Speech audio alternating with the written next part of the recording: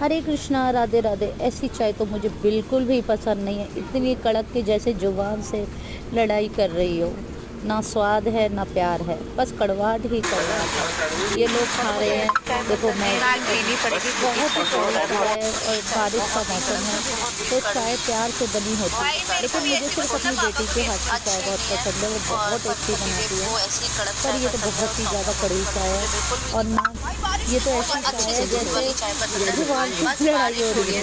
ये तो तकरार वाली चाय है, बहुत ही बेकार घटिया। जय हो गोविंद, जय जय श्री राधे। मजबूरी में झेल रही हूँ।